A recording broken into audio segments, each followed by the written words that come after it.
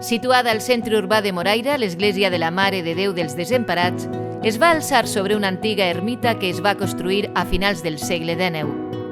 L'edifici és de planta rectangular, dividida en 3 naus.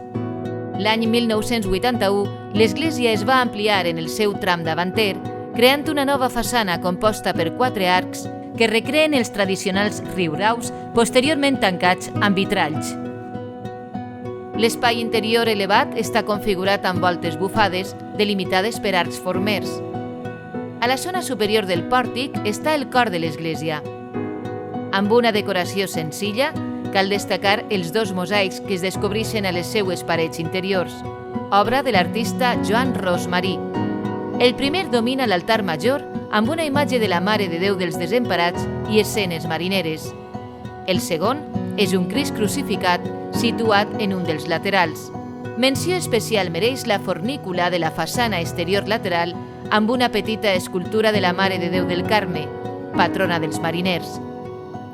L'església de Moraira reuneix la devoció religiosa i marinera del lloc, configurada a través dels anys.